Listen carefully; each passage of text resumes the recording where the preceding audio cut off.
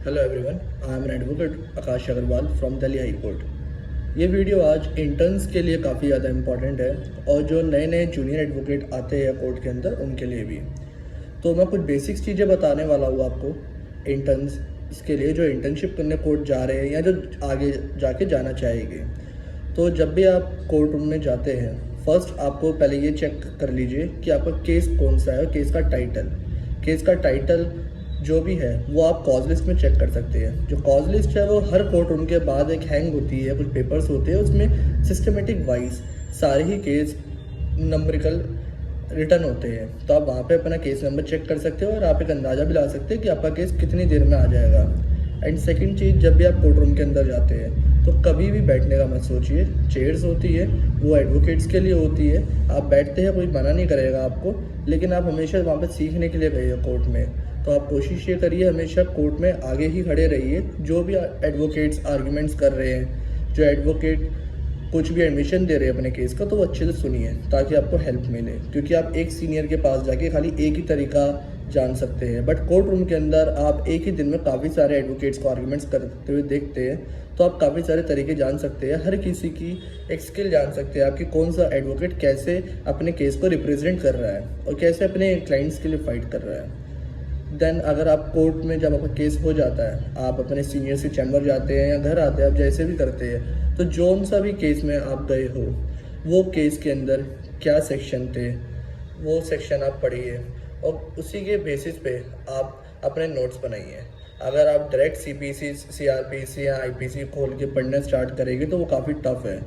And it's really very tough to learn from CPC को CPC, IPC, CrPC. तो मेरी advice ये है कि जो उनसे भी केस में आप जाते हैं उन केस के सेक्शन पहले देखिए, नोट डाउन कीजिए, उन सेक्शन के बारे में पढ़िए। उन सेक्शन में कुछ जजमेंट्स होती है वो आप नेट पे निकाल सकते हैं, उनके बारे में पढ़िए, देन अपना केस पढ़िए।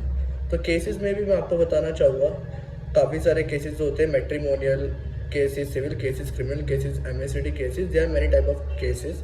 तो आप जिनके पास भी जाते हैं वो डिपेंड करता है आपके सीनियर्स किस तरह के केसेस लेते हैं। अगर आप सिविल केसेस में है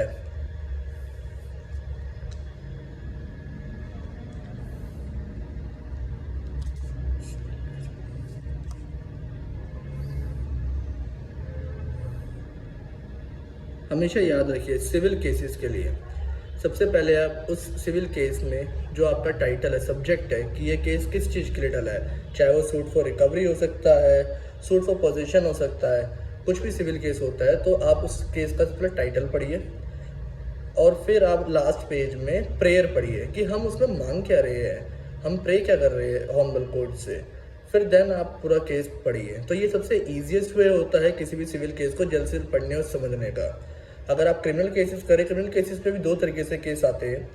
एक जो कंप्लेंट होती है थाने में, वहाँ पे एफआईआर बनती है, चार्जशीट, देन कोर्ट में जो आते हैं, और अदरवाइज एक दूसरी तरीके से आप सीधा कोर्ट के अंदर भी कंप्लेंट दे सकते हो। तो वैसे भी क्रिमिनल केसेस आ जाते हैं। क्रिमिनल केसेस में हमेशा सेक्शन पढ़िए और सिविल केसेस में आप सबसे पहले प्रेयर पढ़िए जो आपकी फाइल है कि आप मांग क्या रहे हो, देन आप सेक्शन पढ़िए। तो आपको वो चीज़ सिस्टमेटिक समझ में आने लग जाएगी कि हम क्या मांग रहे हैं और किस तरीके से मांग रहे हैं।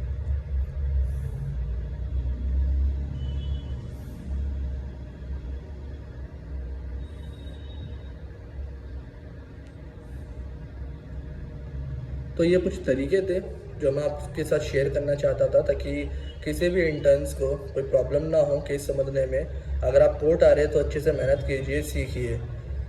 अगर मैं आपको बताना चाहूँ कि काफ़ी सारे स्टूडेंट्स पूछते हैं फर्स्ट ईयर में, फर्स्ट सेमेस्टर में भी, यहाँ तक कि वो कहते हैं कि हम कोर्ट में जाना चाहते हैं, क्या is it a right time to go in court. तो मैं आपको बताना चाहूँगा स्टार्टिंग के 1-2 साल आप प्रेफर करिए कि आप कॉलेज में बैठ के ही अच्छे से पढ़ें।